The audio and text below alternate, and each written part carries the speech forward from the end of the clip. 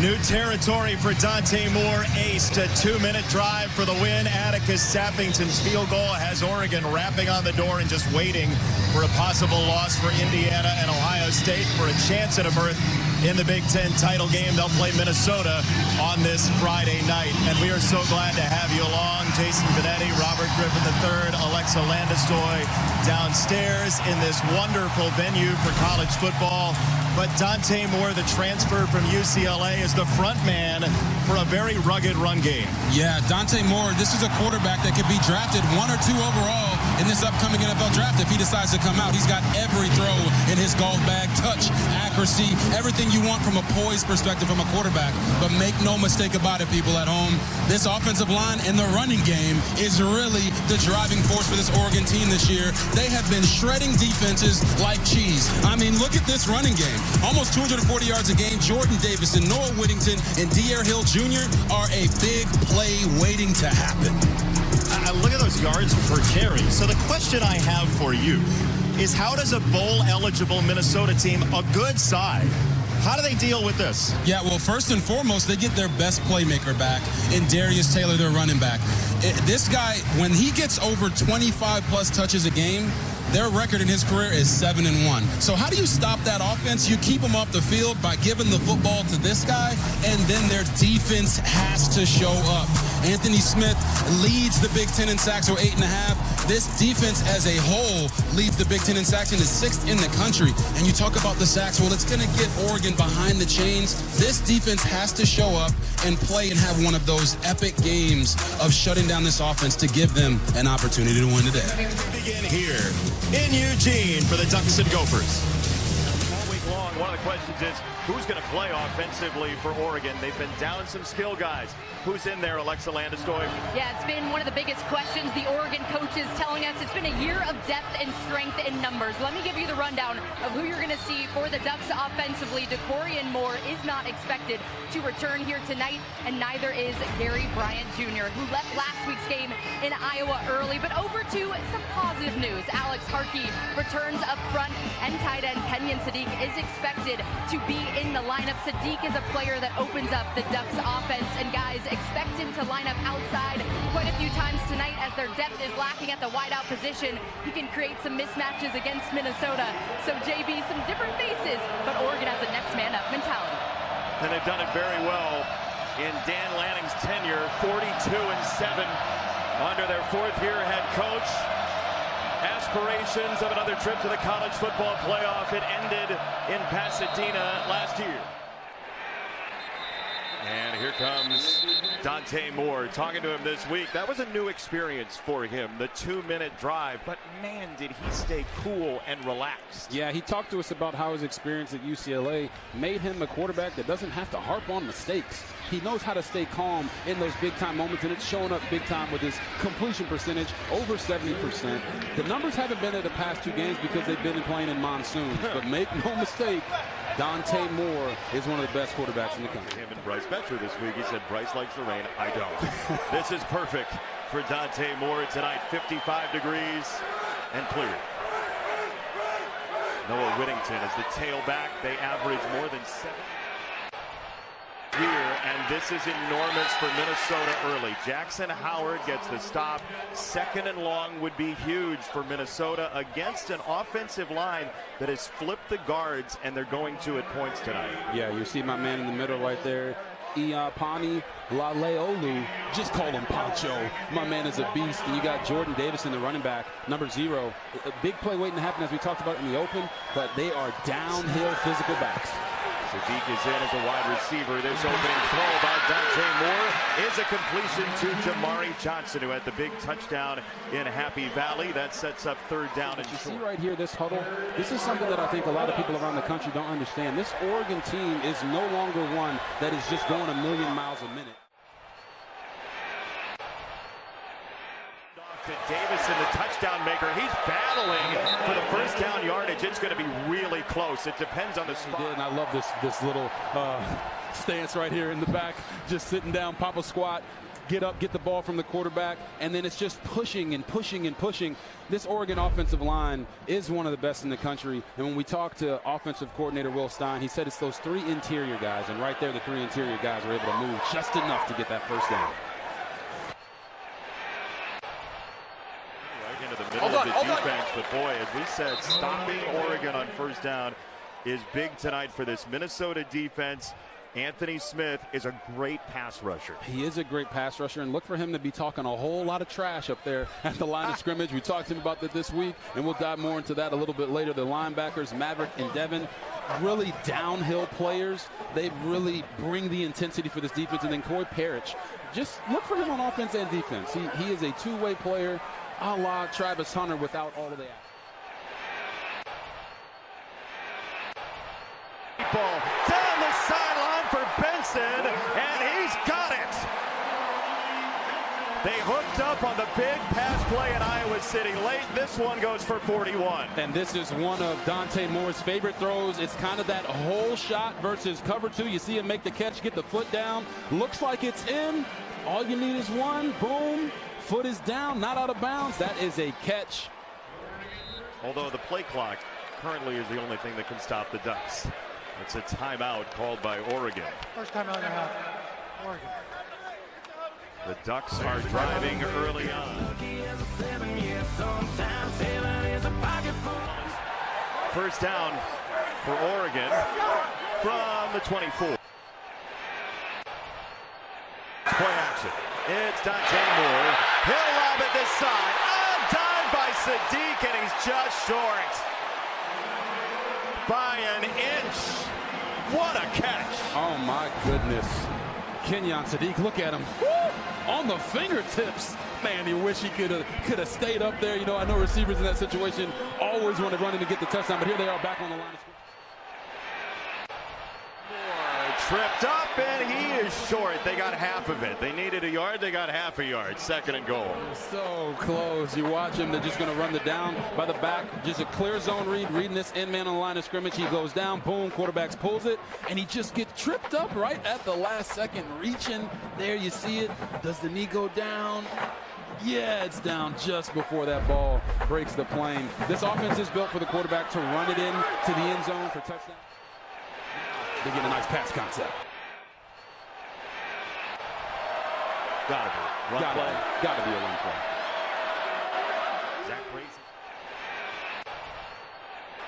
As he was last week against Iowa. It's a handoff for Davison. Minnesota closes the door. Second effort. He's in. Touchdown, Oregon. The 11th for Davison on the ground. You're going to see, watch number 44 right here. He is going to miss this block. And why I'm pointing that out is sometimes as a running back, you got to do it yourself. And if you score with the man that's on you, then you get the touchdown. Grace, it wasn't a great block, but it was good enough to get the guy off balance, and Jordon Davison did the rest. We're going to confirm that he's in here. It did look like he was on top of bodies. The only way he wouldn't be in is if they said forward progress was stopped. And that whistle, well, that elbow now. We got to check and see if that elbow was down, but it looked like he was fine, and they're running it, so they're saying it was a touchdown. And let me tell you, I was on the field in pregame, and I got to look at Jordon Davison, and, yeah, I mean, he's one of God's favorites. This guy is built. 7-0 Ducks. First time tonight on the kickoff from Sappington. It's a touchback, and it is Drake Lindsey. He's not a true freshman, but he is a redshirt freshman. And the key for him is getting one of those wins against a top 10 team. They've had some very tough road tests this year. What do you have to see from him tonight? Well, you have to see him just not compound mistakes. You see that there, 6 wins as a freshman. They're 0-3 on the road. And they've faced 3 of the top 4 defenses in the country. So for him, you watch him walk out there, he's a big strapping son of a gun. This guy can throw it all over the yard. But this environment, listen to that crowd. He has to manage that and get them to quiet down by just executing each play. He's got another freshman behind him, Femme Ijaboy. Taylor, who you mentioned in the open, in motion, and we have a marker in. False start. for 50 of the offense. 5-yard penalty, still first down. Not only does the quarterback have to manage it, this entire offense has to manage it and work on their communication. You don't want to have those things happening early, and already they're going to Wildcat to get this football to Darius Taylor. Snap, and they'll pitch it back to Lindsey. His throw goes to the tight end, Bibber, and he is dragged down short of the 25-yard line by Blake Purchase, the sophomore. So Minnesota on the offensive line has a couple of juniors in the middle there. Dylan Ray, the right tackle, a senior, in front of the skill position players who settle on Taylor as the key. Yeah, and Taylor is the key to this offensive success. You saw him on the first play before the penalty. He was at wide receiver. And it's got to point out, the center named Beers and the tight end named Gears. We got Beers and Gears tonight, people. This is lovely football. And they're all over the place right now. It's 4 to the right side, and then they'll throw into the bunch, and that's dropped by Taylor. Uyunglele was on rushing. It is 3rd and 11. So Greg Harbaugh Jr., the offensive coordinator, deep in the bag early.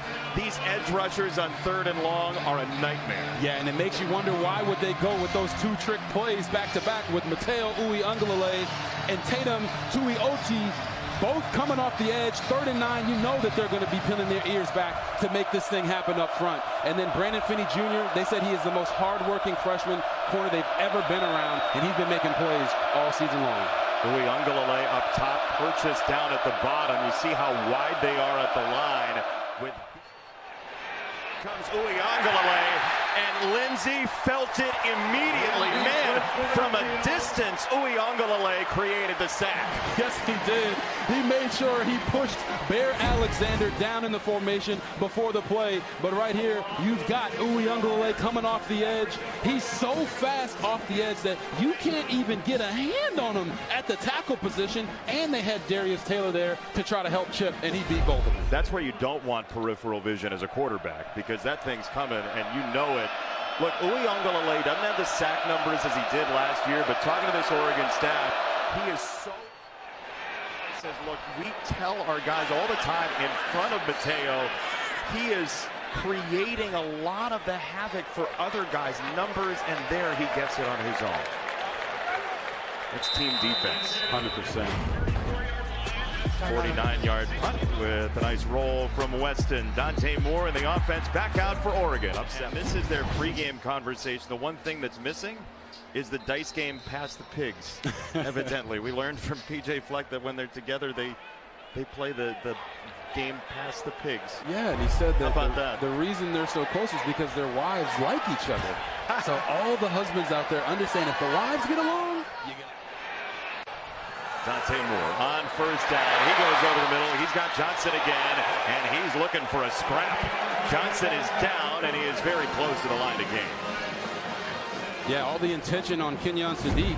Well, look at Jamari Johnson here. He's going to push vertical, come across, and watch how he gets his eyes back to the quarterback as soon as he knows he's open, right? Good receivers don't just get open and catch the football. They know when they're open, and ooh, little helmet-to-helmet action right there. Darius Green came in on a mission. My Lord, what a collision.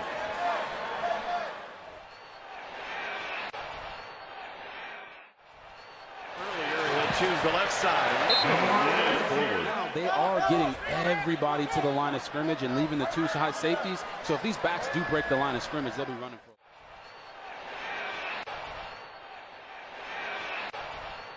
Dante Moore throttles down. Out of bounds. He's got a first down. He's been using the legs a little bit more, Robert. Yes, he has been using the legs a bit more, but watch how he gets both these defenders to crash down on this fake, because they're like, he's not going to run the football. Well, did you watch the tape from last week when he ran for 40 yards against Iowa? He can pull that club out of his bag whenever he needs to and be a part of that run game as well. If we have a moment after this play, I want to ask you about.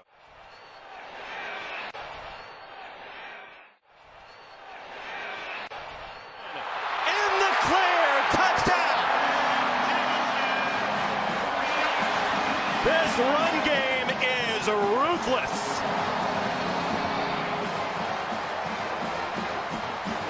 Oh, beautiful job pulling both guards out in front of Davison, and watch how he just has the vision to be patient and then put that foot in the ground, and then boom, that man's got more moves than a military family. Makes that guy fall down, breaks the tackle, and we said he's one of God's favorites, and right there he found himself in the end zone. Did you see when he got touched for the first time? Oregon is #1 in the country in yards before contact on the ground. They get 3 yards per carry before the running back is touched. Per carry. Say it again. It's unbelievable, Jason. They're a big play waiting to happen, and Jordon Davison had his nose for the end zone. He just got touched at the end. You just watch him running through these holes. Emmanuel Pregnon, Isaiah World right there, just creating holes for him that me and Jason Benetti could run through side by side. That's how big those holes were. I think Dan Lanning feels like he knows how to play physical football. Like I think that thought that Oregon finally won a Big Ten football game is probably pretty late. I 100% agree with you there. And you talk about him knowing how to play physical. I mean, this guy came over from Georgia. Yeah. Right? He knows how to play physical. I think the thing that caught a lot of people off guard was that Oregon was able to beat Iowa playing Iowa-style football. Yeah. And that was their welcome to the Big Ten moment. Like, we can do this down in and down out. Now, let's see if the Oregon player was in the neutral zone. Offside. Number 54, the defense was in the neutral zone causing a reaction. 5-yard penalty, still first down. Yeah, that's exactly what happened. Yeah, you're going to see Mixon right here coming up through. Tries to jump the snap count. Ooh, goes a little bit early, buddy. He's like, teacher, he's offside. That's not how Greg Johnson sounds. 1st and 5.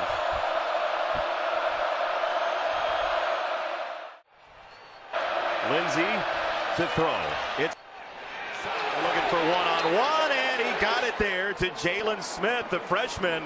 Look, Minnesota knows if an opportunity's there one-on-one, take it. Yeah, one-on-one route, boom, he's going to get vertical. We have to show this Oregon defense that we're not afraid to throw the football down the field. He does a nice job holding off the corner to the last second. You saw the little push off there, but it wasn't enough for the ref to throw the flag.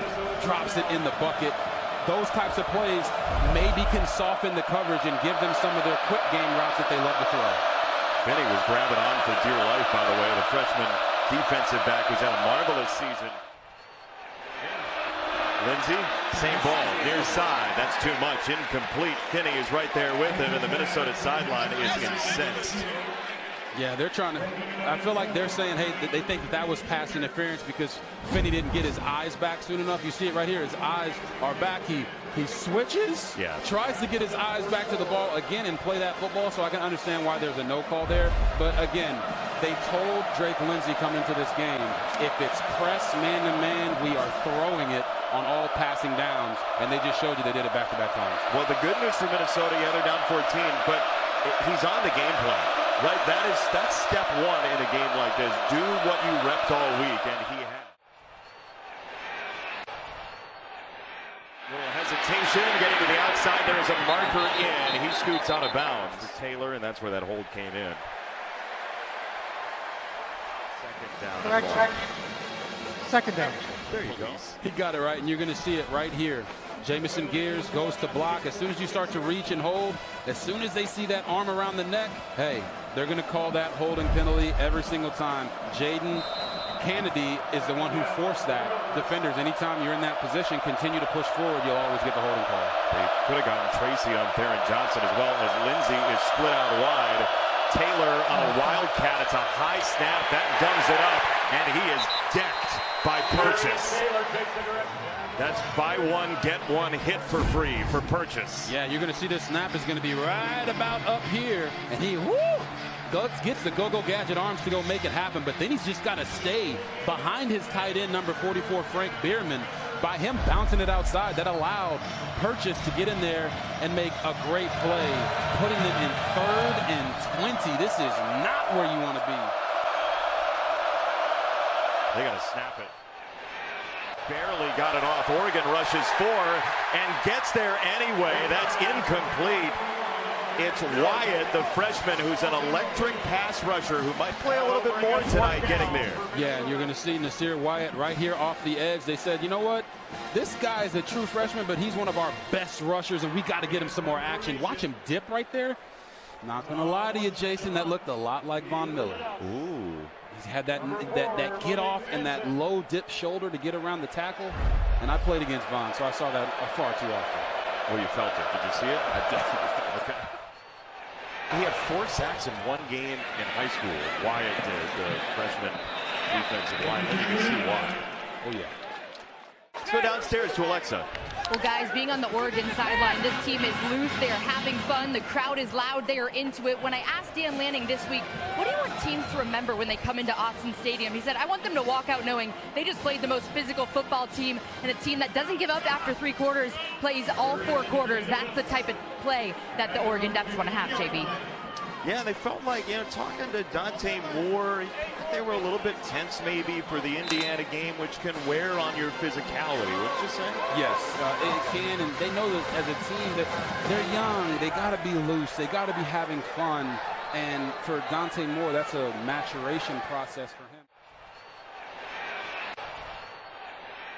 Look at him squeal the brakes and change direction. Davison, just a hard, sharp cut.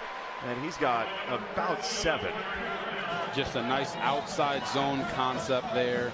You look at the total plays versus the first downs that Oregon has. I mean, they are absolutely rolling, and the coverage is... Short set, Dante Moore to Justice Lowe for his 5th grab of the year after 21 last season. But with Dierre Moore out, Gary Bryant Jr. out, time to kick the tires on some other wide receivers. Dierre Hill, the freshman who sheds 1 tackle. And there's that text thread that Will Stein has with his whole offensive staff. They just text plays to each other that they see on social media and in other football games. I gotta tell you, that sounds like the most fun text thread in college football. Yeah, I mean, he'll take plays from grandma in the stands. It doesn't matter. It could be Instagram.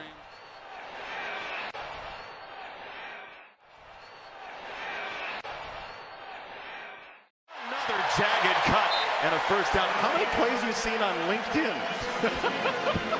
Next to the resumes? There might be some in there. Play caller, and you're going to see this play right here. Davison is just simply getting to his check down mark, right? Hey, I've got my eyes over here. No one's there. Get to the check down. That's NFL football, and then let those guys make something happen with it. You got 2 big old gangly giants out there trying to tackle Jordon Davison in the open field, and that is not the best matchup for Minnesota.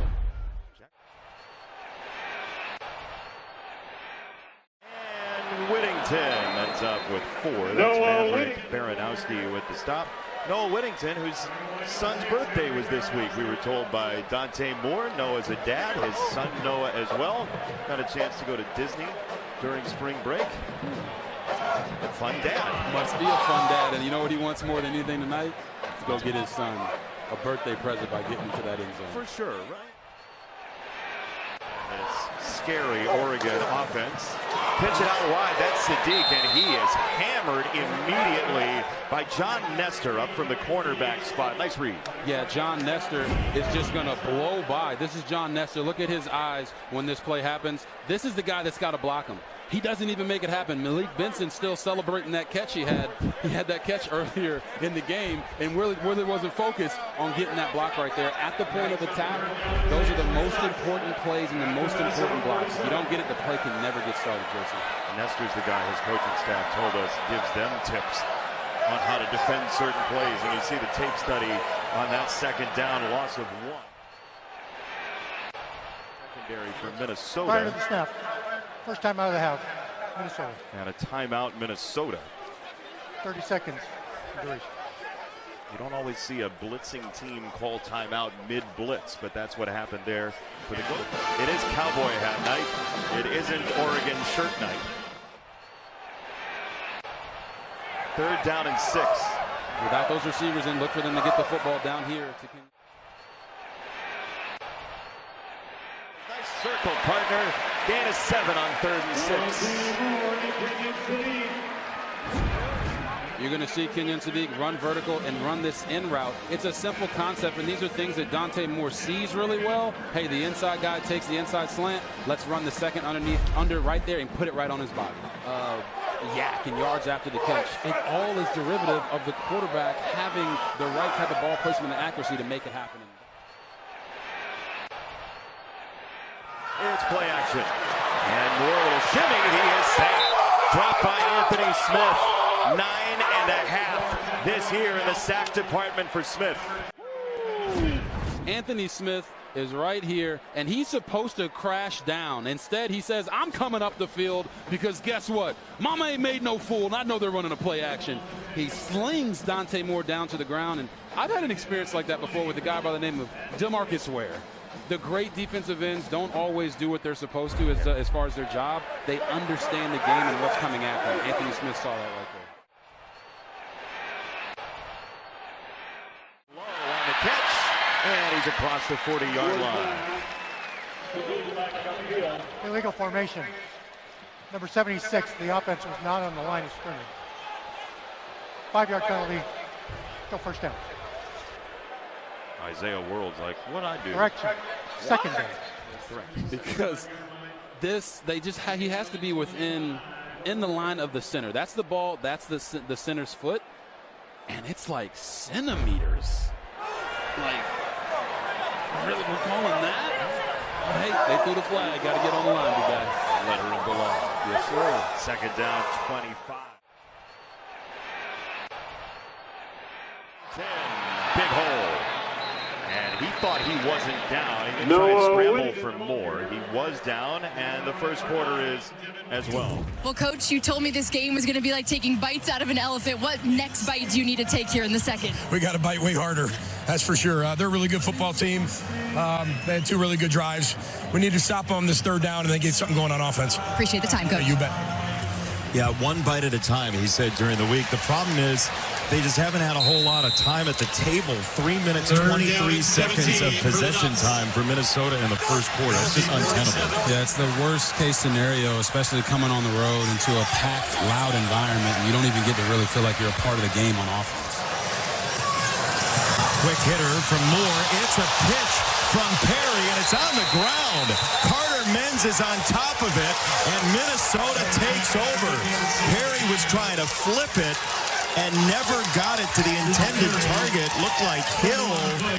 So Minnesota gets a turnover for the first time in a couple weeks. Oh, my goodness. And you're going to see Dierre Hill is going to come out on this side. They're going to throw this screen to number 17, Cooper Perry, who is also a true freshman. True freshman to true freshman, and they just misconnect completely. And then what is Dierre Hill Jr. doing when that ball is on the ground? You got to sell out and go get that thing and jump on that football. You can't treat it like Cam Newton in the Super Bowl. I did. Okay. Okay, first down. Here we go. Lindsey off the hand of Taylor. Mixon was right there with him. You see Drake Lindsey at the line of scrimmage making all the adjustments in the talks. We'll talk about how much is on his plate as a quarterback as this game continues to progress. Second and 10.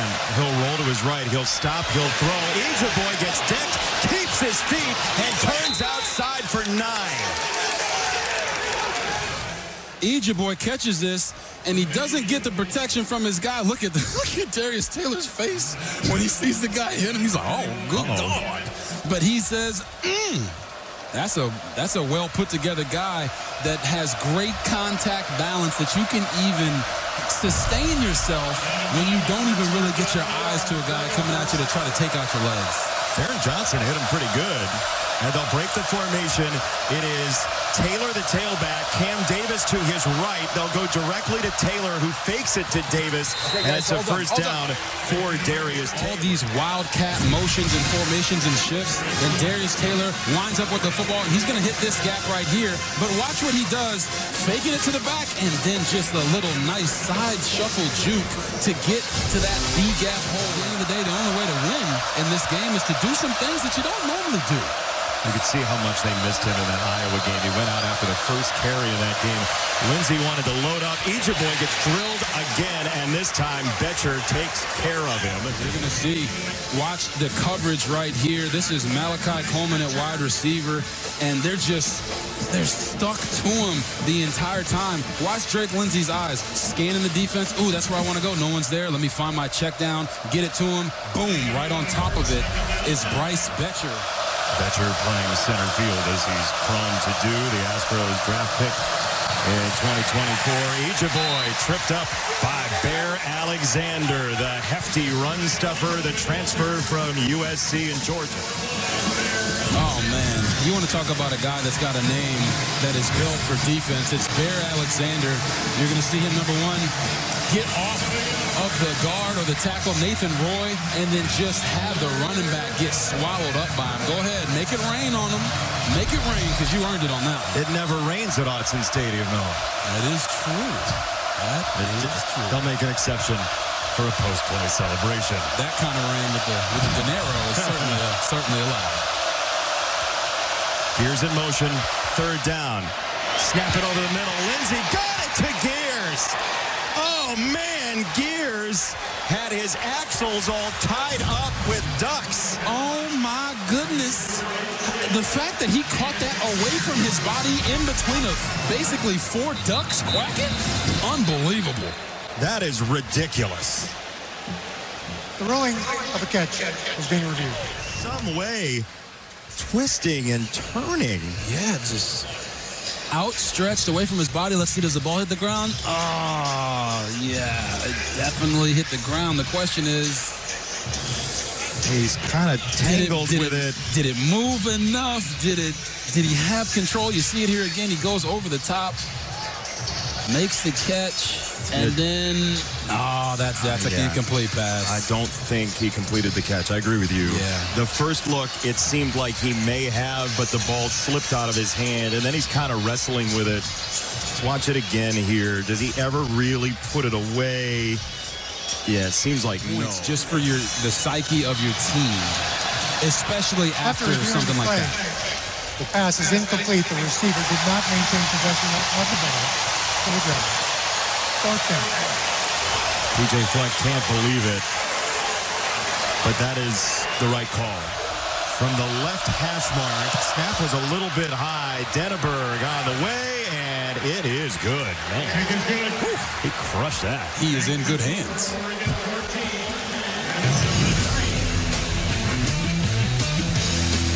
(14-3) Oregon, and Roberts trying to get an NIL deal. Right into the All-State good hands, baby. You're just pulling them all out tonight, huh? Can't save them. Pause that. Oregon up 14-3. How good's this offense been so far? I mean, when they're cooking right here. They get the whole shot. They get the corner and the safety with their eyes peeking in the backfield. So Dante Moore goes over the top. Right here, gets Kenyon Sadiq, boom, outstretched down to the 1-yard line. And then it's really been the Jordon Davison show with his 1-yard touchdown run, and then this beautiful masterpiece where you just look at those McPickens for legs, turning over, just getting into the end zone. They have, aside from the last possession with the fumble, getting a little pretty and too cute, they've been hitting on all cylinders today. We're going to bring in another freshman, Dierre Hill Jr., to be the tailback. It's Dante Moore flowing to the right, throwing across his body, and he is right on target to McClellan, another freshman, Jeremiah McClellan's 17th catch. Yeah, they're going to have Jeremiah McClellan right here running this over, we call it an over route. They get Davison to the flat, faking it to Dierre Hill down the middle, and right here just gets his shoulders to the throw. Young QBs, when you watch it, watch his shoulders get to the throw, and that's why he's accurate right on the face. We call those face shots. Hit him right in the face mask so he can't drop it. Dante Moore, who loves to roll the pocket in order to throw the football, he did right there. Run it again with Davison, and you just see the creases this offensive line creates. We told you they're number 1 in the country in how deep you get contacted as a tailback down the field before first contact. And it's getting dangerous right now for this Minnesota defense once again because they're getting everyone to the line of scrimmage. So if the back pops through the line of scrimmage, especially when they're getting 3, yards per attempt before contact. The Chiefs figure out a way to stop this run by getting some tackles for loss before they ever get started. Now you got a triangle set with Grace and Davison and Hill. Spin it out wide. It's Hill on the gas pedal, turning the corner out of bounds for another Oregon first down. Give him 12. How about this? You got to do some geometry with the triangle back there. Yeah, they got everything going on. I want you to watch my man right here. Get this block. McClellan on the edge. We talk about those blocks at the point of attack. They can spring the running back. And yes, he might have, had a little bit of extra jersey on the outside there, but he let him go when the play was past him, and that's why the ref didn't call a hold. First down stands in to go for territory once again. Whittington straight ahead, pinballing around, keeping his feet, dragging tacklers for the first down and then some. Oh, Whittington got away! You can't cage him! Touchdown! Oh my gosh. I just want you guys to watch this run in full speed. Noah Whittington down the middle. Boom, boom, boom. Getting through. He said, my son wants a touchdown. I'm getting a touchdown. Unbelievable run. And oh no. The ball He came recovered. out. Oh. Or did he? Did he get back control of that? Oh my. This might be a touchback. Oh my goodness. He celebrates early. Ball hits his hip. Is being reviewed. Look at his eyes. He understands it too. Oh no, I got to get back control. I think he had control. I don't Jason. know.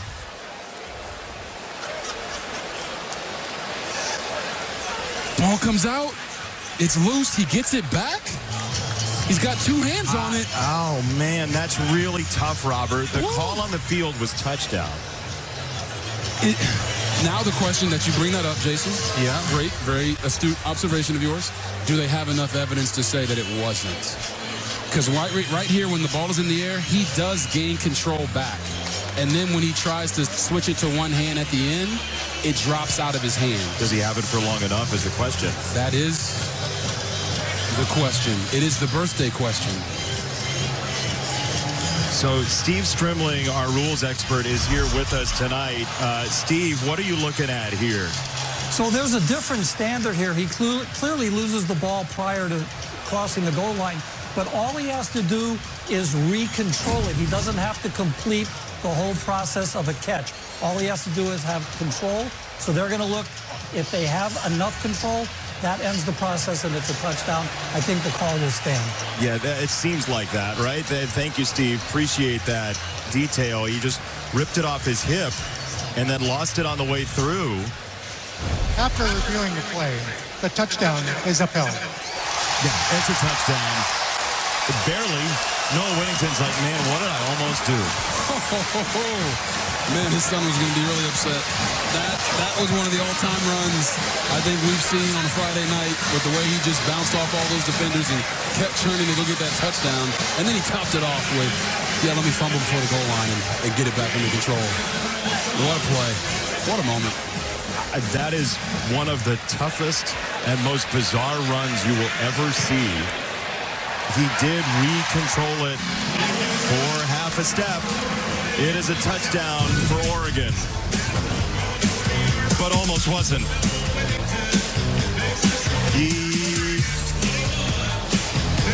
He might juggle at Noah's birthday party next year. To him talk about being a dad, right? He said, I get to be a kid at the football field, but I go home and I'm the adult. Yep. And all of that, all in one just happened, right? The seriousness of an adult as he just realized what almost happened, but the playful, youthful joy of being a kid, all in one play. Yeah. And you even saw it in his eyes. You ever see a kid when they're about to get in trouble because they know they did something wrong? Yep. His eyes were so big when he saw that ball fly in the air. And luckily for him in Oregon, he got it back under control. Taylor in motion. Boy, the tailback. Drake Lindsey on a a first down throw. He'll screen it out. It's Taylor. Nice blocking, and Taylor ends up with 6 yards. Tackle from Mixon. It's 2nd down and 4. And Minnesota just has to find a way to chip away because they do get the ball after halftime. Correct, and that is probably the biggest point. They got to find a way to control the middle 8 of the game. But right now they're outside of that middle 8, and that first play, getting them into a favorable 2nd down, is big time. We talked about how they want to get the football to Darius Taylor, and they told us coming into this game they had to throw the ball to open up the run. Being down so much, they might just have to throw it to get back in the game. Penalty comes in before the snap. Logan Loya was going to try and roam free, but this is coming back. It's going to be a false start on Dylan Ray, the offensive lineman. 73 in the offense.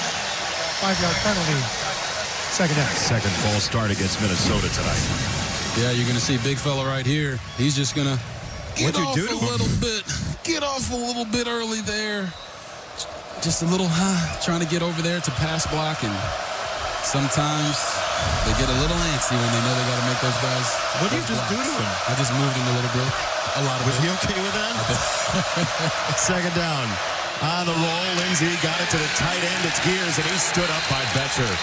Oh, man, is he a fearsome tackler, Bryce Betcher. Bryce Betcher, you talk about him. He's coming from all the way on the back side of the formation, tracking over here. Off of the play action from the QB, he identifies the low cross and then comes down to the down flat. And look at him, strength. Look at this guy. Calls himself a cerebral meathead. I was just going to say, he's coined the phrase, cerebral meathead. And there it is. That was some meathead action. He's very proud of his addition to the dictionary. 3rd and 7. And Minnesota has lived in 3rd and long in their losses this year. It's a deep shot, and it's up for grabs, and it is incomplete. Thieneman over the top of Jalen Smith, and a marker comes in. Thieneman and Kennedy were there on the coverage, and there is a penalty flag down. Thieneman's watching on the Jumbotron. I can't believe it. 31 of the defense. Oh, no. 15-yard penalty with an automatic first down.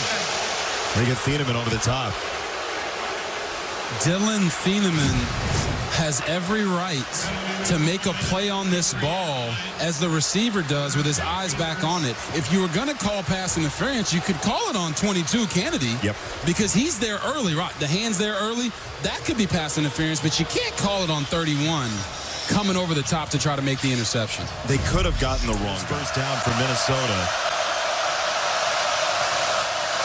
Rockington in motion. They will hand it off on the jet sweep and get maybe 5. But just look at the communication at the line of scrimmage by Drake Lindsey.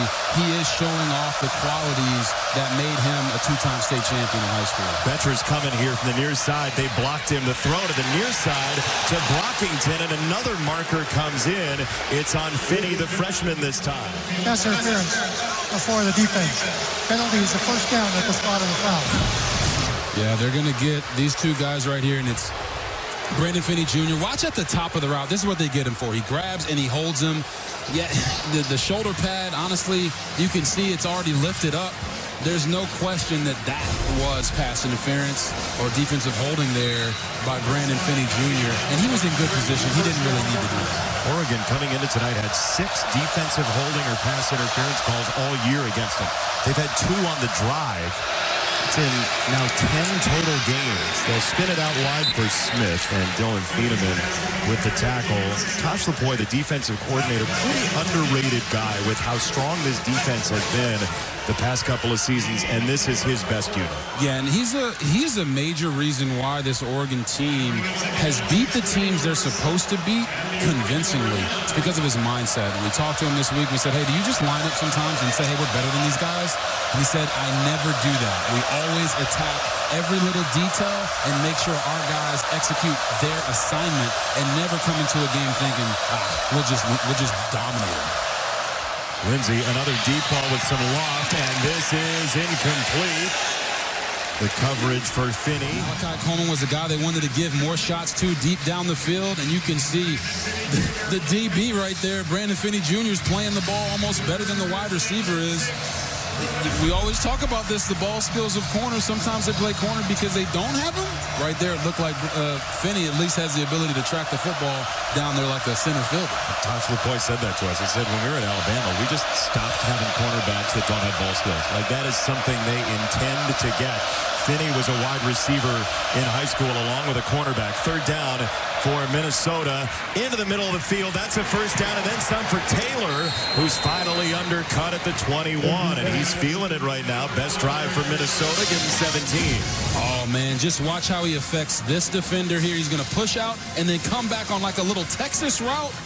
And my guy, Tatum Tuioti, had no chance. That's just genetics right there. Darius Taylor getting out. And what I've seen from this Minnesota passing game so far, a lot of it is at the line of scrimmage. A lot of screens. They're being very creative in the ways that they're getting the football out of Drake Lindsey's hands.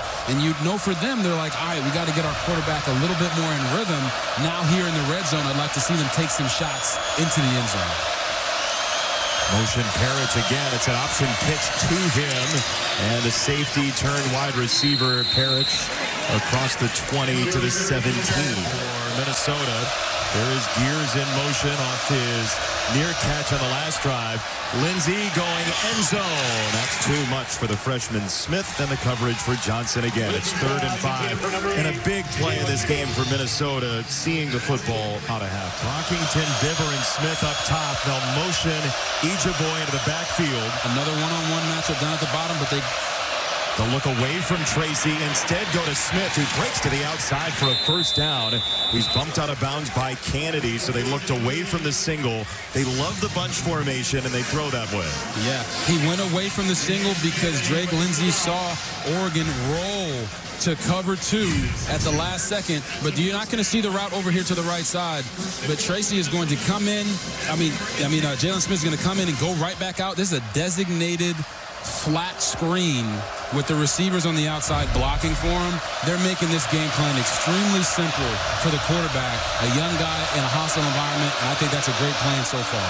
They'll go too tight this time. They'll motion Brockington, fake it from Lindsey. He'll throw to the right, and that is the tight end Bibber, who gets not much of anything. He was collapsed by Johnson. They're really tough to move the football on, but once you get them down into the red zone and the areas to score, because they play so much man coverage, you have opportunities to run pick plays and get those one-on-ones like they have on the outside to the top of your screen once again. Bierman in motion. Fake it to Taylor. That took a while. Uiagalelei was on it on the pressure, and Gears tackled by Tuioti. Those edge rushers were both highly involved in that play, and it's 3rd and goal.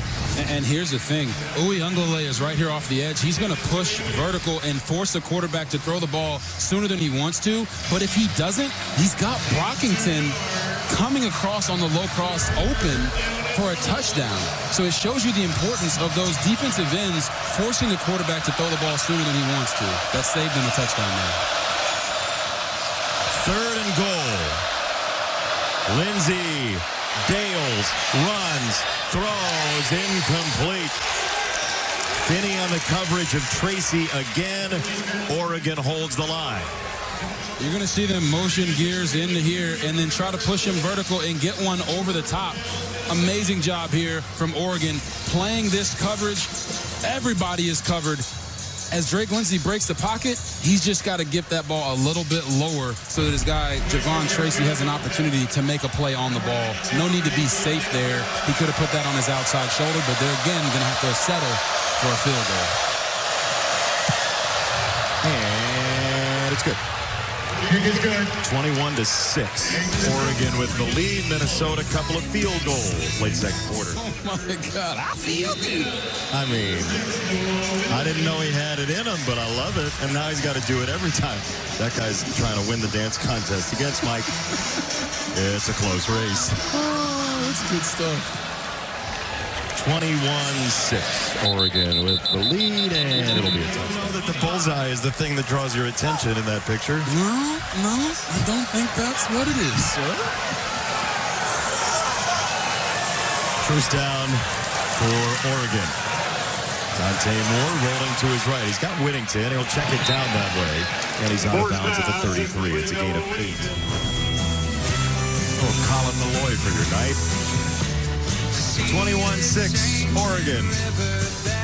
Second down and 2 for Oregon. 2-minute offense for Dante Moore. He was great at it in Iowa City. He'll check it down again. This is Davison this time.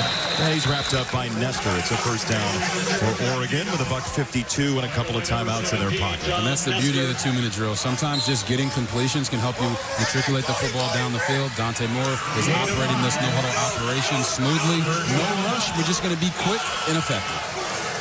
Minnesota will rush 3. Moore is scanning and running and looking upfield to throw on the go. And he's got it for Sadiq, who crashes down in Gopher territory. Yeah, and they run a nice hammer concept. Watch his eyes as he moves down the field, scans from left to right, gives Kenyon Sadiq a ball. They move it down the field. This is very important for them to get points here because they don't get the ball coming out of halftime. Make sure they keep the defense honest. Light box here for Minnesota. And Moore ready to throw. Off the 4-man rush. He's got a wide open man again. It's Johnson, the other tight end, to the 18. Oregon quickly downfield, give him 24. Dante Moore delivers the bomb. Will Stein can layer plays with the same personnel. It's Whittington for 3. Not abandoning the running game. You're sitting here, you're already in the red zone. You can run the clock down a little bit, catch them off guard with a run here or there. 2nd and 7, I'd look for them to continue to try to get the football to Kenyon Sadiq in the slot to the bottom of his play. He's down there. That's where Moore is looking. He's got it for Sadiq. He was there the whole way. He's not down yet. He's in. It's a touchdown. Let's see. They're going to say he was down. It looked like he had broken away. The officials are going to say he's down. The runner was down at the 3-yard line. He says he's not, and I don't know that he was. I don't think he was down either. You're going to see at the very end of this play. Watch, they run the slant just like we said that they would, getting the football to Sadiq. Boom. Elbow doesn't go down. Knees don't go down. He's an absolute animal. So the question you have to ask is if the helmet was down, and does that count? So the clock's moving. I mean, they got to go here. This should definitely be reviewed. And now the question is, what can you do with this for instant replay if they in fact blew the whistle? Steve Strimling is with us, our rules expert. Steve, what do you see here? So yeah, you know, the hand and the foot, and then you get a wrist and an ankle, but you don't get a helmet. So the helmet will put him down at that spot. Yeah, he is. Okay, there is the helmet down. Thank you, Steve. Man, we've had some reviewable plays in this one, haven't we, Jason? You see him, boom, the helmet goes down right there. That means the play is over. So, yeah, we talked about this route. Push vertical, boom, get inside.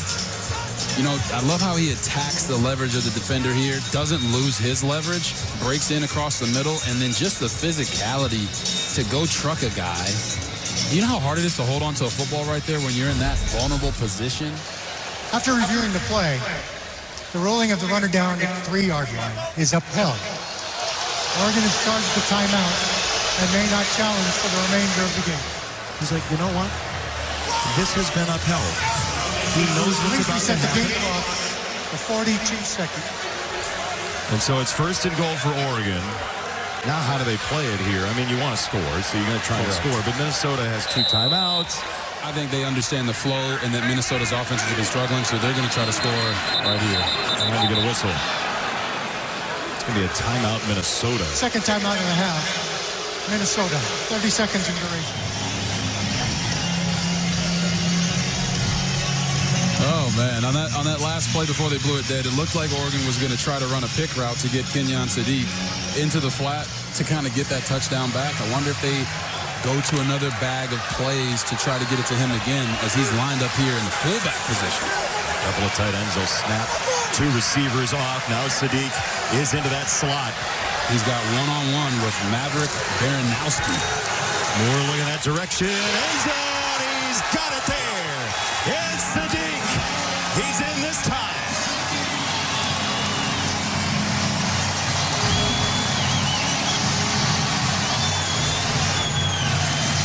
That's an offense with a sense of karma. So they line him up here and run him on a corner route to the back corner of the end zone. They motioned him from the fullback position, said, we're going to get you one-on-one with the Maverick because we like that matchup, and boom.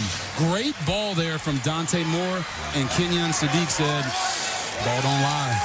Ball don't lie. Things that they could choose who they wanted to throw that to, and Sadiq didn't get his touchdown because the rare occasion where you can say his helmet was down. But Oregon gets in, Sadiq back and healthy. It's a big loss when he's not in there. Alexa mentioned it. He really does open the playbook. But I want you to tell the folks at home how he opens the playbook for Oregon. The best comparison you can have for Kenyon Sadiq is Vernon Davis. You remember when he was playing for the 49ers, very physically strong guy, fast, and what he does is he gives you matchups with one-on-ones with linebackers and safeties who just can't cover him. They started that out. They go 2 tight end set with him in the backfield, making the defense have to play man coverage to stop the run. You motion him out into the trips formation, and now he's one-on-one with a linebacker who was never built to cover him. That's why he's so difficult to cover. He can run the football, he can catch the football, and he is a great blocking tight end as well. It makes it an automatic mismatch. That is multiple Mutombos, by the way. That was one in the end zone and then one for the camera there. That's 2 finger wags at least. That one, though, was for Ducks versus Them, the online video series. That's all that second one was for. He wants to make sure Scott and company take care of him on Ducks versus Them next year. I mean, Oregon has this way of kind of quietly blowing you out, right? There's a turnover, and then suddenly they pick up a couple more points. Now it's a 22-point game. Back to the motion. Yeah, I talked about this. He is at fullback with 2 tight ends, and it looks like an extra offensive lineman out here as well. So by motioning out, now he's one-on-one with a linebacker who was expecting run and now is saying, oh my God, I got to cover this beast. You find that matchup. If they had motioned out and been in zone, Dante Moore would have came underneath to one of the underneath routes. But because he knew he had man, that was the best matchup, and he knew it as soon as he went into the trip formation. So that's 3 tight ends there, right? You got Saliapaga in there as well, and you see why the NFL longs for tight ends like they had in Terrence Ferguson, who's now with the Rams, as that's incomplete. There's one of the tight ends from Minnesota in motion gears, and we get a whistle before the snap. It's Minnesota's final timeout of the first half. Second down. They'll just give it to Taylor, and he gets to the outside, and he's going to be short of the line to gain. He's also out of bounds. Well, now you're in a really tough spot. It's 3rd and 1. If you can't get this 1 yard with your running back, they got a very light box. You don't deserve to be on the field. They're motioning the tight end back, try to get leverage in the blocking. There it is. And they're going to hand it straight forward to Gears, the tight end from the center. Beers. That's Beers to Gears. Oregon was running off like they got the stop. That's a first down, and they're going to spike it now. So Beers to Gears gets the job done. Second down now. 21 seconds. Beers and Gears. Sounds like a hell of a rock band. Well, you know what? It seems like a great, watering hole auto mechanic hybrid. Like while you're waiting for your car to get finished, you have one. We just started a business. What do you know? Yeah, it's nice. Second down.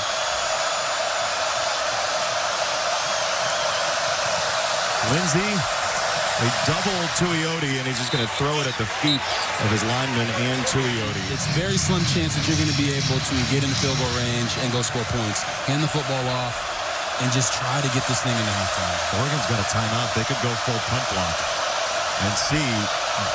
But again, you got bigger problems. Lindsey is going to try and throw it, and that gets batted down by Tuioti. Yeah, and you see Tuioti right here gets his hands up. I mean, there's no chance that ball's getting to the running back. And this is why I say you run the football.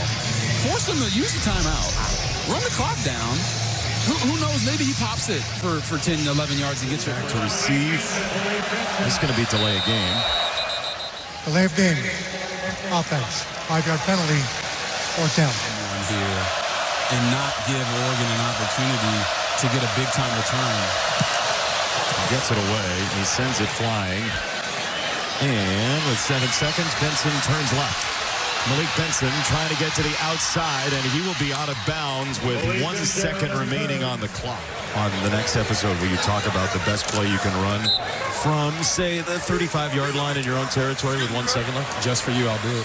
What will it be? This would be a handoff to the running back. Oh, daring. It's Whittington. He breaks one tackle, and then Baranowski tackles him. Yeah, way to go out on a limb there. Landing story with Dan Lanning. Well, Coach, you had a balanced attack, plenty of yards after contact. What have you liked most about your offense to start this game? Yeah, they're humming good. We just can't hurt ourselves. Obviously, had the turnover there, a little bit of a risk take on our part, and then we got to eliminate the penalties. Otherwise, our guys have done a good job. Minnesota starts with the ball to start the second half. How can your defense continue to hold them out of the end zone? Yeah, got to stop the run and continue to make some plays on some of these deeper passes that they're making. Appreciate the time. Thanks. Thank you.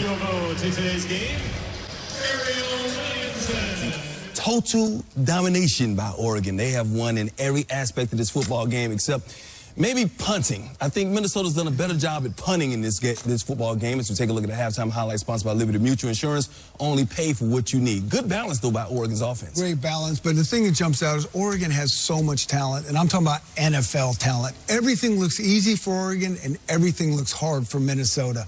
The most dangerous teams are the balanced teams, when you can run it and throw it equally effective, and that is what Oregon's doing. They're running the ball for 8.2 yards per carry. Dante Moore is 18 for 20, 200 yards, and every play you're just holding your breath. I mean, it's a highlight show every time, and they're just doing such a great job spreading the ball around to their playmakers. You see this run here. How about this run right here? This was crazy. Noah Whittington is the toughest, craziest, most bizarre run because it almost was a touchback. Yep.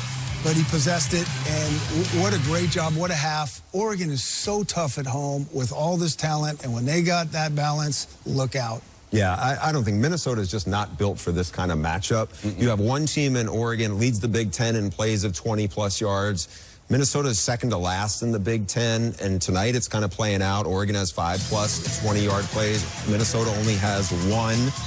What's crazy is you feel like Minnesota needs almost to have a perfect play just to get a first down.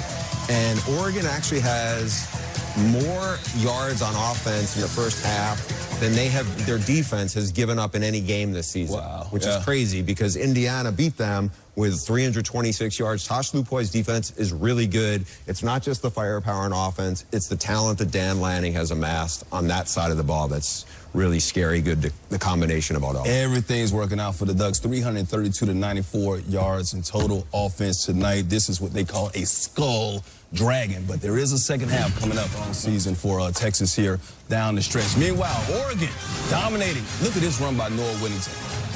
You talking about beast mode? That is beast mode. Almost fumbled. Almost he maintained possession. It was almost a touchback.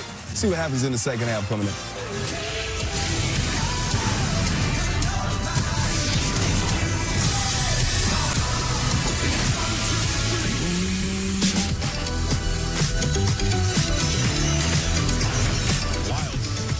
Shirts are optional. Holding onto the ball at points has been optional. Oregon's run game has not been optional all season long. 28-6, the Ducks with the lead. Dante Moore has been almost perfect so far. Jason Panetti, Robert Griffin III, Alexa Landestoy downstairs. Question is, what can stop this Oregon team other than themselves in that first half? Yeah, it feels like there's nothing that Minnesota can do to stop everything, but they have to find a way to try to stop something. And I think it starts with the run game because it's been all whatever Oregon has on the dinner table, they're eating it all up. Jordon Davison right here, just running through air. No one's really touching him until he gets a touchdown. And then you talk about, well, let's get some bodies on these guys. Noah Whittington right down the middle. Oh, I think we got him stopped. Boom, boom, boom. Count them. 6 different Minnesota Golden Gophers can't get him down to the ground. And then outside of that, now you got Kenyon Sadiq, the tight end, and one-on-one with linebackers. I mean, they have to pick something to stop. And I think it has to be load the box for Minnesota, stop the running game, and on offense, they got to take the training wheels off their starting quarterback. Let him push the football down the field. Scared money don't make money. And in the first half, they didn't make a lot. Push the ball down the field, let him throw it across the middle, and come out of here at least feeling somewhat better about yourselves in the second half. especially with the difficulties they've had on the road. As Parrott on the return will make it only to the 19. He's stonewalled there and driven back. And we go downstairs to Alexa. Well, I caught up with Minnesota head coach PJ Fleck coming out of the half. He looked at me and said, "What do you want to know?" He knew this would be an uphill battle coming into Ops in a tough place to play. But he said his team has so much fight and resolve, and his message would be the same. If they were up 28-6 or down, it's 0-0, next play mentality, JB. He did emphasize, though, the importance of his offense getting a score on this possession to start the half. Yeah, he knew. I mean, Alexa said it right off the top when she was talking to him after the first quarter. He said to us, like, how do you do this? How do you eat an elephant? One bite at a time? Yep. That's kind of how this feels tonight. It does, and he said it to us. You just got to keep on chewing. And that's why I think offensively, they're going to have to start to trust their QB to make reads in the middle of the field. It's the only way to attack this Oregon defense. Lindsey right down the middle. He's got Brockington for the first time. Lemecki Brockington with the catch. He's their leading receiver coming in. He's got a gain of 19. And this is exactly what I'm talking about. It's a glance route. Inside release, push vertical, get into that honey hole spot where there is no defender. Get your eyes around, make the play. They're going to have to start doing this. Otherwise, they have not been able to move the football down the field effectively without a bunch of screens. I think Drake Lindsey is up for the challenge to try to attempt some of these throws.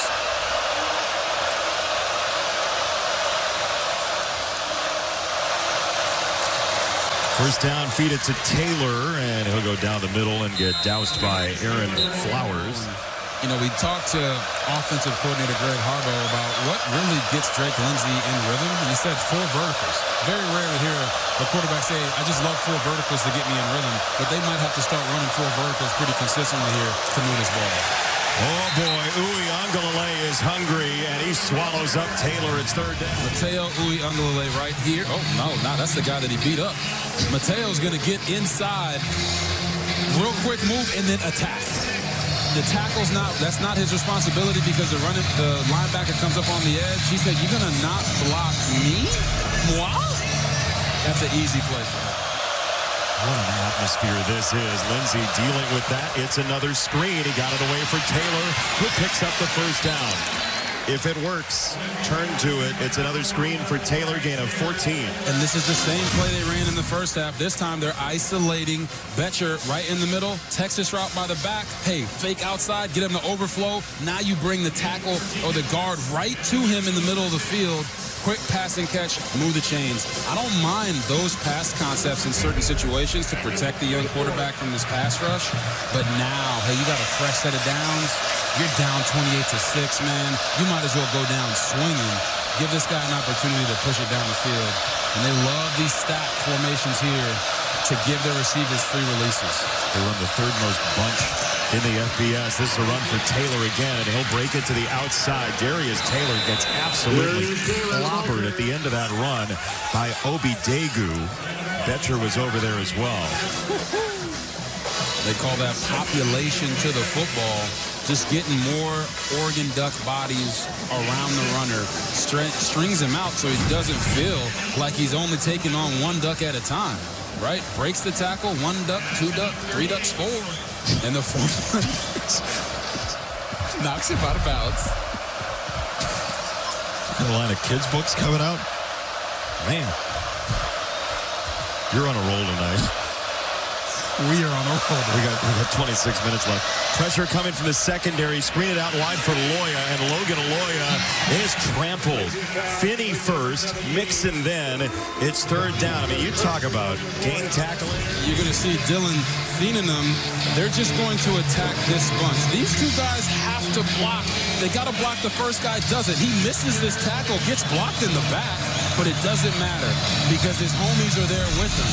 And sometimes defenders know there's a difference between a good missed tackle and a bad missed tackle. Lindsey up to the line. He's got 2 to snap it. He's got to hurry, and he didn't get it off. They're going to blow this dead. It's a delay of game unless they got a timeout. Prior to the expiration of the play clock, first time out of the half, Minnesota. You know you make me wanna.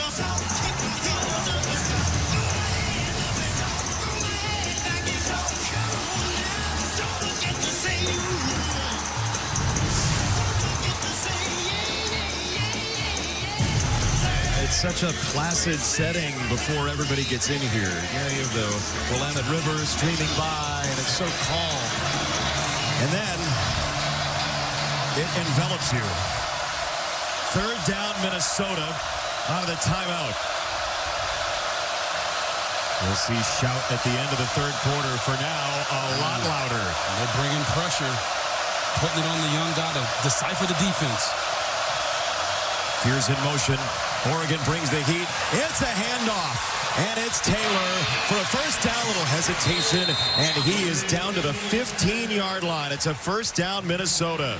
And this is why the run game can attack blitzes. Both of these guys off the edge, up the field, and they overrun the play. The tight end doesn't even have to block him. Darius Taylor gets to open space, and then it's off to the races. When you line up 6 guys at the line of scrimmage, 7 guys at the line of scrimmage, there's no one on the back end. Right there, really smart play call, running into that pressure. Kennedy saved a touchdown. The senior corner. Lindsey for Taylor on the screen. He'll have to try the outside, and that's hemmed in. Better gets rid of him. It's a gain of 2. Like, we just got him back. We got to use him. He's the new toy that's been in the closet for a couple weeks because he's been hurt. Now he's back out here, and he's getting almost every touch. Play action. They'll throw it up top. It's Brockington having to dodge everybody in green, and Thieneman, the Purdue transfer, got him by the shoe top. So it's third down coming up. You see Minnesota loves motion. 2 on third downs this drive, and it's because they've been third and manageable. Motion from Brockington. Lindsey over the middle. What a catch by Tracy for a Minnesota touchdown. The Gophers are back in it.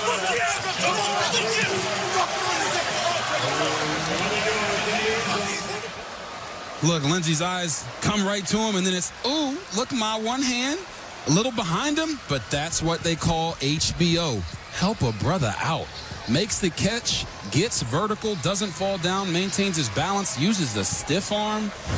Beautiful job of them allowing Drake Lindsey to push the ball down the field on this drive and go all the way down the field for a nice touchdown. You know why he knows to help his quarterback out like that? How's that? Because his senior year of high school, he transitioned to quarterback. They needed a quarterback. Tracy became one. So, a little behind you, help your guy out.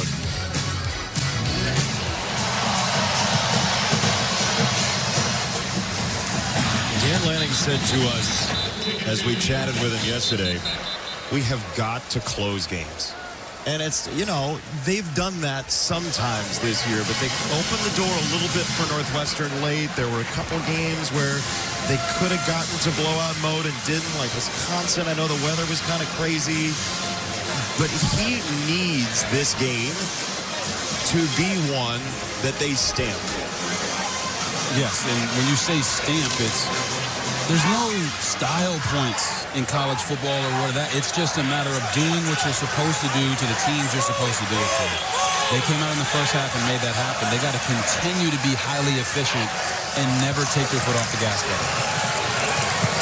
Run it. It's the freshman Hill. Okay, easy. Okay. It has been easy at points for the run game for Oregon all year. I mean, they're averaging about 8 yards a carry, 7.5. I mean, look at their run play types. It's a lot of umbrellas. Yes. Second down and 5. This one's pretty much the same play, though, as we say that. Look, Will Stein, you were talking to him about this, right? Like, if it works, run it. Keep running it. Run that play. Sometimes offensive coordinators say to themselves, that play worked, but now they've got it figured out. No. Let's spam that bad boy because they haven't had a chance to go to the sideline and correct it, so we can continue to get 8, 9-yard gains off of it. They'll throw to Hill, but in no way surprising. And you know, quick TV tip, when they put up our names, that means it's them, not us. They're the ones talking. You own it. It's a throw, and it's Whittington. He's across the 40. It'll be third down and 4 or so for Oregon coming up. They layer plays. You saw Will Stein. He is a creative genius on that sideline. They motion Sadiq. They'll spin away from him. It's Dante Moore launching down the field into traffic, and Benson hauls it in. Mercy, what a catch. That is what you call being a fearless wide receiver. They're bringing Malik Benson across on that low cross again. Officials timeout for an injury to a player of the defense. Gooseby and Parrish both down. Dante Moore kind of lofted this one into a defensive team meeting, and everyone ran into each other. But Malik Benson comes down with the catch. Oh, my goodness. We'll see if they're okay when we get back. The finish of this play was so special. We got to show it to you a third time. Just gets it right over the top of Carmo, the DB. Malik Benson fearless, and then it's like, whew, can you call targeting on your own teammate right there? Because John Nestor went in there flying, trying to take him out. That's ultimate trust from the wide receiver from his quarterback. When you have multiple injuries like that, Coy Parrish is back in the game. He wasn't the injury that stopped play, so Parrish is back for this play. Nestor is not. Gooseby went off as well. Moore on a play-action fake will roll to the right and flare it out for the 7th catch tonight for Sadiq already to the 27-yard line. What a weapon he has been yet again. Gain of 18. Yeah, and you talked about it. He's running this low cross. You got a vertical here, and the quarterback is going to roll this way. What did they do on the last play? Play-action boot to the right, so they came back to it again with just a different dressing in the front, but hitting the same hole. Now you think about Dante Moore, like he stays here, he learns under Dylan Gabriel.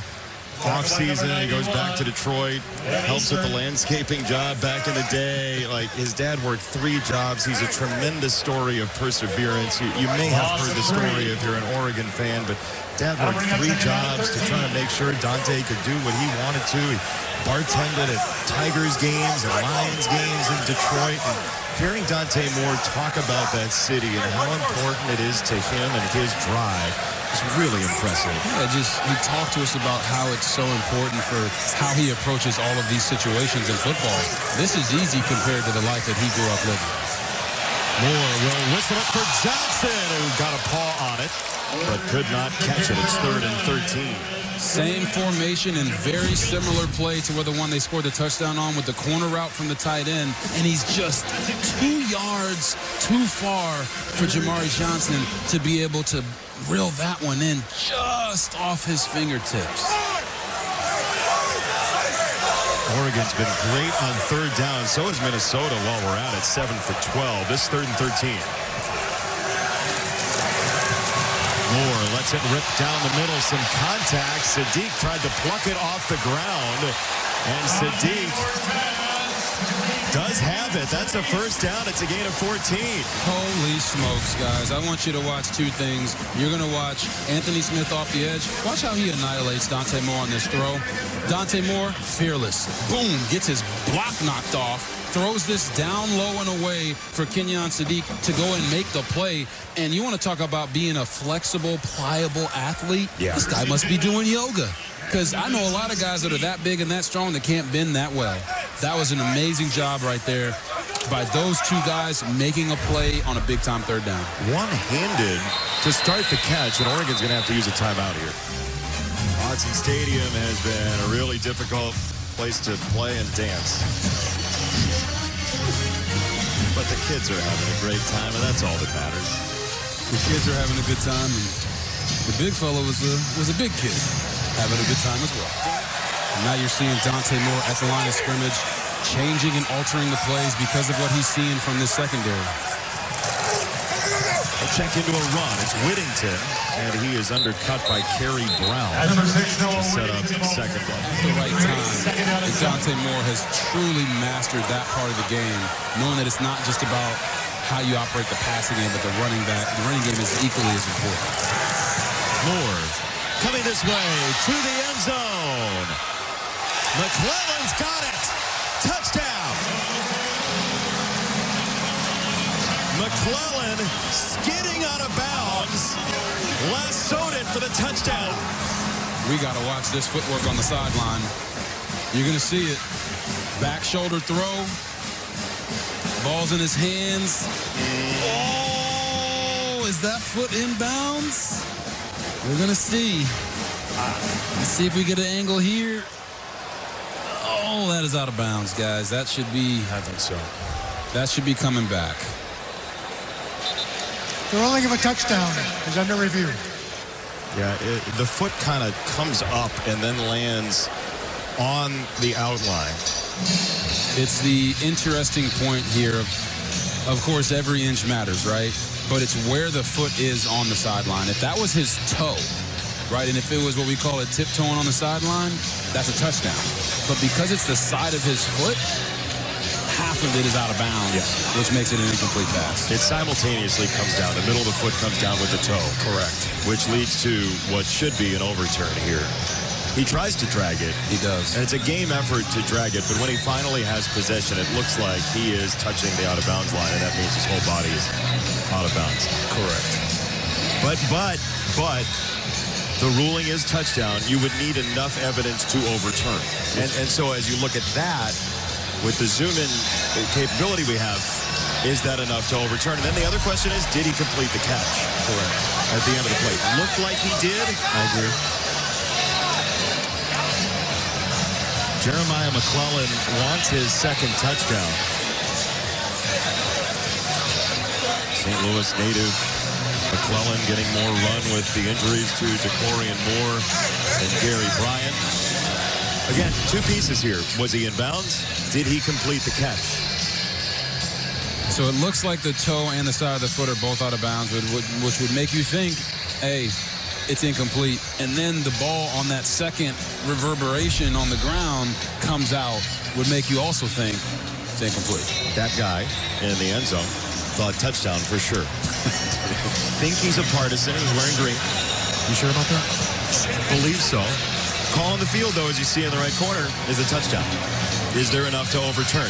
Minnesota fans would rightfully be very unhappy if this stood as a touchdown. But again, the call on the field is where you start here. After reviewing the play, the receiver with possession of the pass had his left toe inbound. Touchdown is the play. Wow.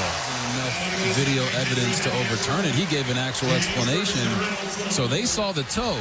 I'm reading lips, and the gentleman in the Minnesota sweater just said a word that is in the dictionary if you take out the middle couple of syllables. Really? Yeah, there's a piece of it that's a real word. But that is surprising. To your point, we're in the era where typically the officials just say upheld. Yeah. And so the explanation coming with it is not going to make Minnesota fans any happier. This has been, though, a pretty well-officiated and replay booth coordinated game. Response to the Minnesota touchdown with a touchdown of their own, and it's a 22-point game again.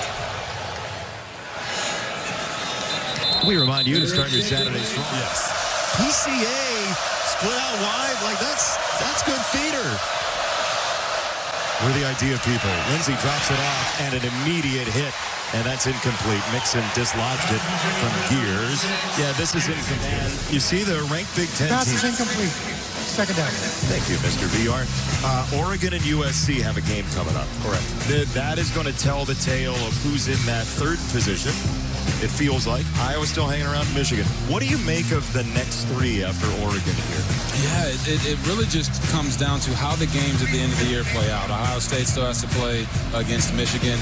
If Oregon, I believe the winner of the Oregon-USC game, it will be the third team that gets in. But it could get real squirrely here down the stretch if either Ohio State or Indiana drops one before they get to the Big Ten championship game. We'll see down the stretch. Michigan has a big one at noon. It is Taylor on the run, and Darius Taylor ends up at the 32 while we're on the top. I mean, Oregon, USC, you're talking about two top-level quarterbacks, Jaden Iowa, Dante Moore, two running games, King Miller at USC and what he's been able to do. I think Oregon has more firepower. I think USC feels like, you know what, we're in the thick of this as well. I anticipate it being a very high-scoring game, despite Oregon's defense being so good. Lindsey split out wide. Taylor is the Wildcat quarterback, and he will run it, and he is down. It's going to be 4th and 1. Oregon gets a stop. Kennedy was in on it. Oregon's had difficulty getting off the field on 4th down this year. 4th and 1. Taylor with 1 to snap it. They get it off, and he will keep it and run straight ahead and just absolutely powerhouse his way for a first down. Jason, he even canned the play, which means he changed it from the original play to get to this downhill run where he's in the hole one-on-one with Peyton Woodyard and saying, mano e mano, who is going to make it happen? And he gets it done. A team that's already bowl eligible, 6-3. Lindsey, pressure coming from Johnson, and he whistles it wide. Discretion the better part of valor here. It is intentional grounding. Lindsey was in the pocket. For 5 of the offense. Yeah, I wondered if they were gonna. At the spot. And there it was. You know what makes this even worse? Watch Mason Gears right here. He's going to run a vertical deep cross across the formation. And if Drake Lindsey just stays calm and patient here, he's got him for a touchdown wide open on the other side of the field with no defenders on him. And I know he's saying to himself, I don't even think he saw that after the fact. Instead, it's 2nd and 22 in a very hostile arena.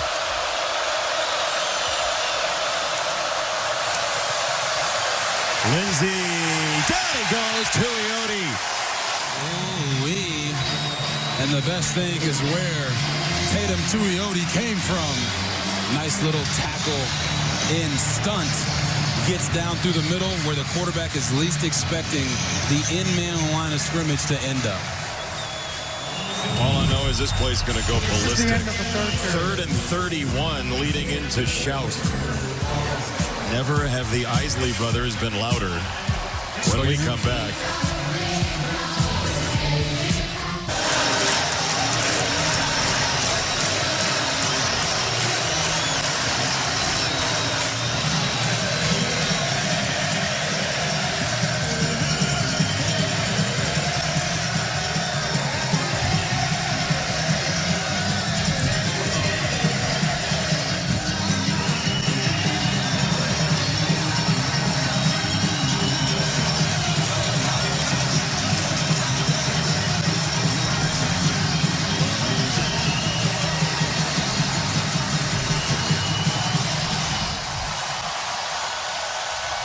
If you've never been, you will lose yourself in Autzen Stadium.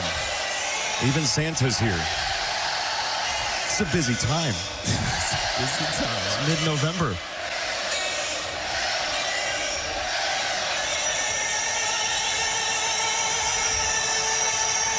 You know what's a beautiful thing about this?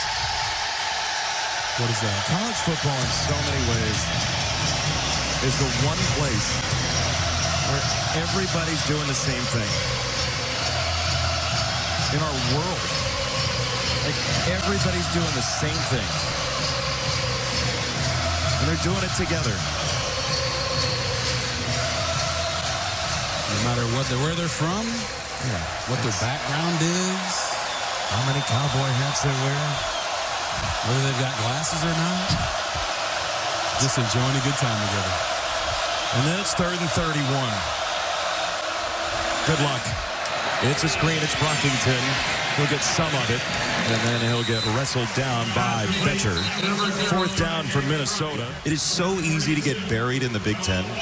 They don't get buried in the Big Ten. This is a team that's bowl eligible again back in 2020.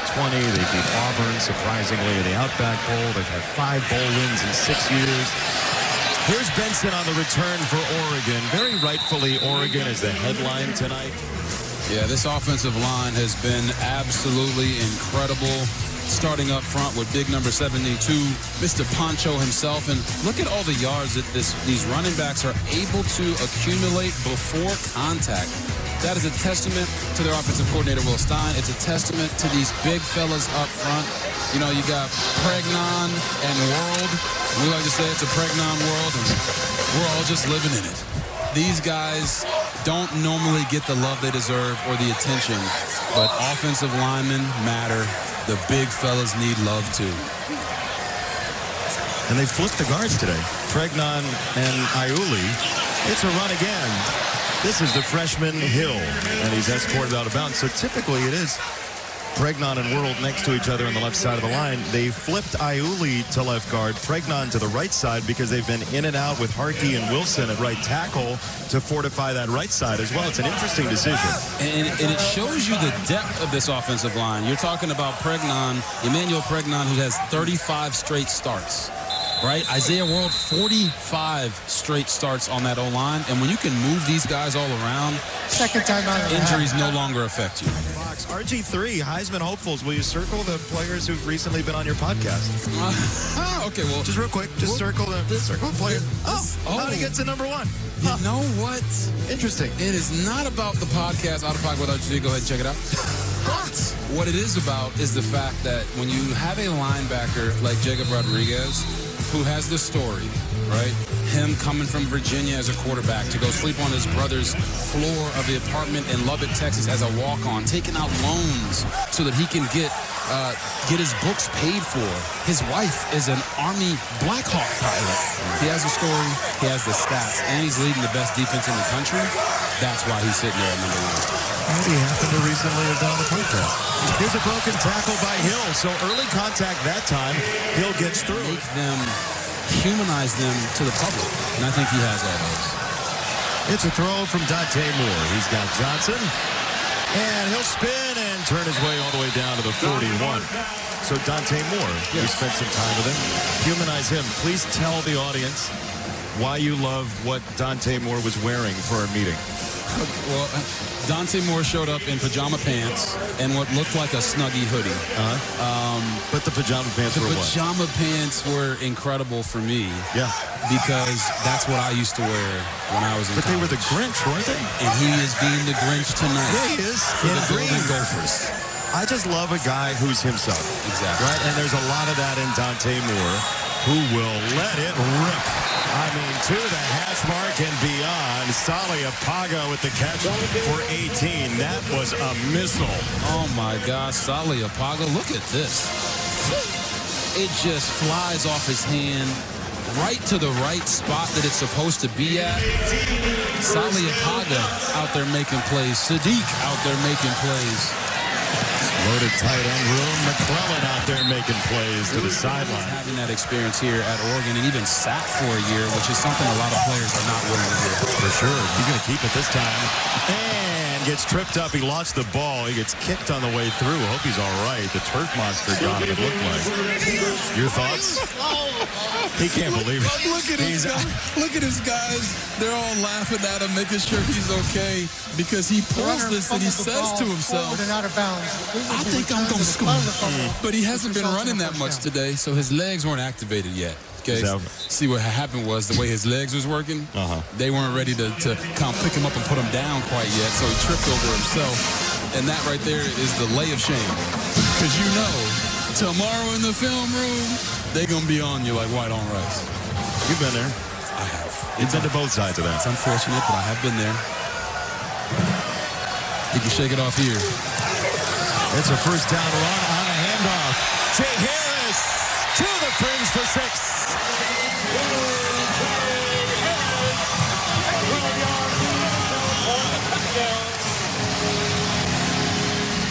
Just an inside zone.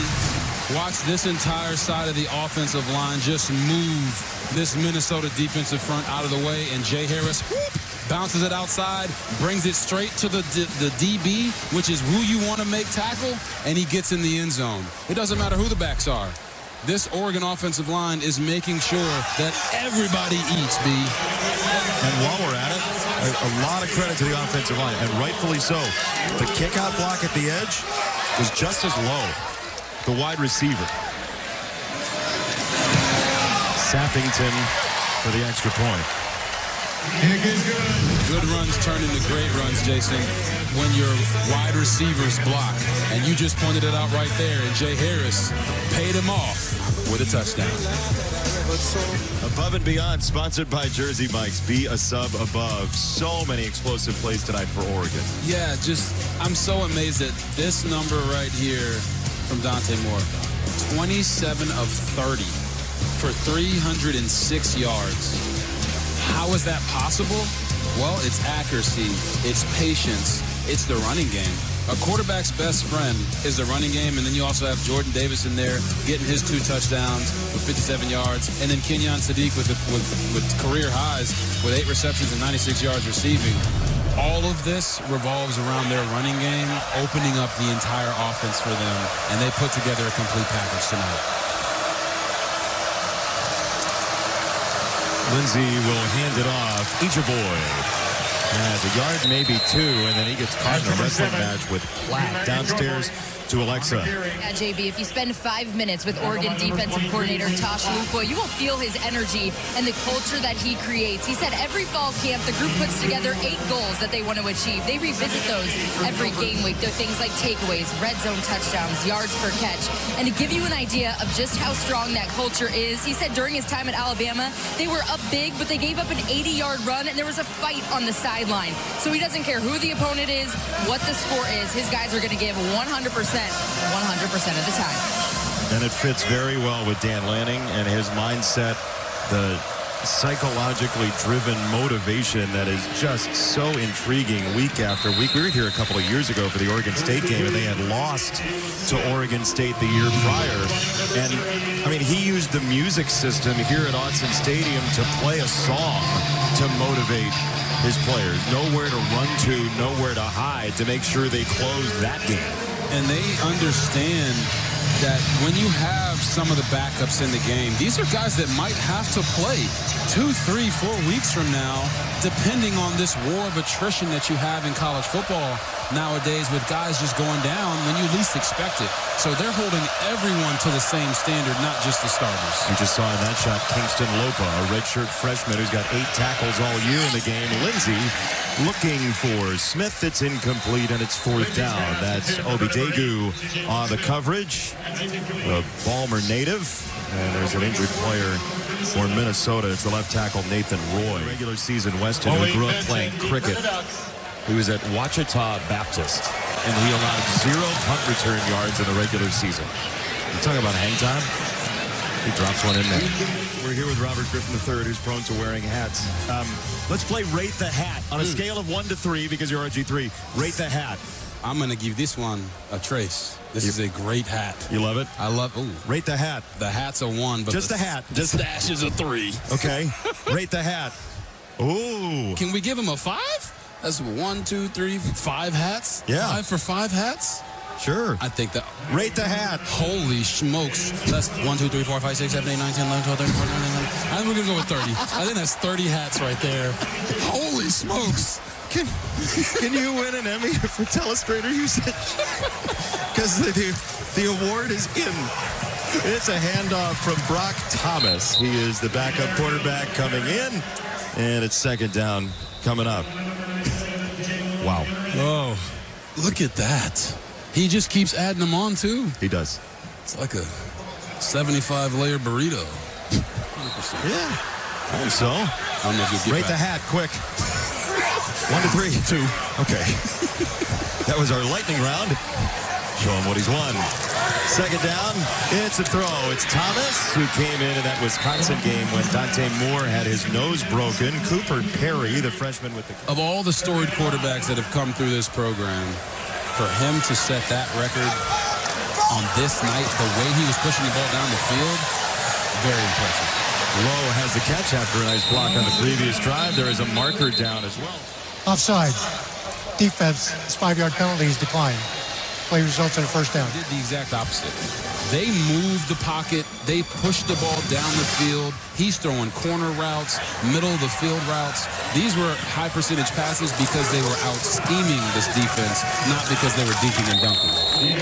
Now coming up, you talk about the quarterbacks in the NFL. Marcus Mariota, who's built a relationship with so many quarterbacks that have come through, including Dante Moore.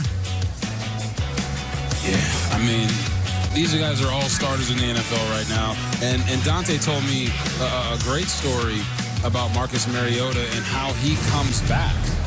and watches tape with the guys and breaks it down to help them get through their progressions. Even though this isn't the system that he played in, that's invaluable information and experience that these quarterbacks get to get from an NFL longtime starter in Marcus Mariota, who we all know is an absolute legend around here. Dante Moore is a sponge for information, and you can say that we say that about a lot of quarterbacks. We saw it firsthand. He's the first player I've seen stop a meeting and ask the person next to me for advice. It was really cool. It's easy to say, everybody's looking for information and all that. He actually did it with you in front of him. It was really impressive to see that from that young man. It's a run on a scramble for Thomas. Nate Becker gets the hit, and it's 4th down.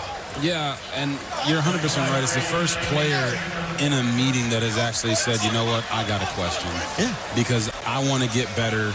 I want to do what you've been able to do for my team and for what I want to do moving forward. And it just, to me, just showed his maturity. He's just such a mature guy. He's got great hair. He's going to get a Head & Shoulders commercial when it's all said and done. He's going to be playing in the NFL, but he's just worried about getting a little bit better every single day. You may have misunderstood the game. It's rate the hat, not rate the hair. The punt ends up in Redding's arms. Well, the hair would be an absolute fabulous, okay? But this is what I'm talking about. Him pushing the ball down the field on a hole shot. Look at his eyes, scanning the defense, pushing vertical, and when he sees the open receiver, he makes the play. No hesitation. Getting the ball out in front of Kenyon Sadiq. Getting the ball up and high so he can go score that touchdown. Then on this one, the back shoulder touchdown pass to McClellan. I mean, he's thrown every type of throw you want to see from an NFL-ready quarterback. Tonight just solidified him even more as the first or second pick in the draft if he decides to leave. So what's next for him? Where can he improve? Well, I know he would say he can improve in the bad weather games, right? When it's a torrential downpour and finding ways to find completions. But I think in the last couple of weeks with Penn State, he had his first overtime game victory. Iowa, he had his first 2-minute drill touchdown drive. I think for them, it's just winning it all. They got to find a way to win the games against the great competition at the top of college football, and then people will start to understand just how dynamic this team and this player is. It's tough to ask for a lot more against this kind of defense. I mean, you could ask for a lot more, but what they didn't want to happen with Drake Lindsey was him come in here, throw 4 interceptions, and they walk out of here not feeling like they can build anything towards the future. He came out in the second half, first drive of the game, leads him down the field, goes and scores a touchdown. That was a positive. A couple of deep shots early, right? First drive was a struggle with the weird formations. Couple of shots down the field, but generally Oregon was too much defensively tonight. Shikanjansky on first down will hand it off again to the Washington transfer Cam Davis, who's getting a couple of carries. And, you know, coming into this game, Minnesota knew they were going to have to throw the football to win the game against the #1 pass defense in the country. When we talked to defensive coordinator Tosh Lepore, he said we want to physically and mentally assault the quarterback. They're going to face Jaden Mayava coming up next time. And that's a quarterback who at points has been in your Heisman conversation. Yes, he has. This year. And it's his ability. What you saw from Dante Moore tonight, Jaden Mayava can do. He can extend plays. He can throw the football down the middle of the field and on the outside, and he's got the weapons as well. It felt like Minnesota didn't quite have the weapons outside to take advantage consistently of those one-on-ones. USC does. Shikanjansky is hammered. Lopa just leapt at him for the sack. You're going to see Lopa right here. He's going to track down here and chase down the quarterback from the backside. That's a hustle play. Right, they always say hustle is between you and you, and right there Lopa said, I'm all about it. Oregon is a team that stops the run for a living. USC and Lincoln Riley have been more run-heavy than ever before in his tenure. You talk about an intriguing piece of that matchup coming up next week. We'll see if USC can run the ball against a very stout run defense. And the thing about that running attack is USC, we've covered them twice this year. King Miller yards after contact? Like, one of the best in the country. I think it was over 5 yards per carry in yards after contact. So you're looking at good on good is how I put it, because USC has the weapons on the outside that if you do play man, they can take advantage of it. When you get in something like that, Oregon fans know it, how difficult that game can be. Jay Harris had a touchdown moments ago. He'll lose a yard as we'll take a look at the current Big Ten standing. Ohio State still unbeaten in the league. Indiana has a couple left, and they will be heavily favored in those. Ohio State will play Michigan in the finale. We know how that sometimes goes as well. But then you see the one-loss conglomerate of Oregon, USC, and Michigan. With an Ohio State loss, you could then have a one-loss three-way tie. The tiebreakers are kind of difficult because they involve schedule strength. For now, what we know is Oregon and USC are best situated of that group. And we'll see who ends up in that one-loss possibility. And Big Noon Saturday, back in the skies this season on Alaska Airlines. Last month, Oregon got quite the send-off with the help of Cletus and the Duck as they head into their first Big Ten away game of the season. Don't miss a minute of Big Noon Saturday this season on Alaska Airlines.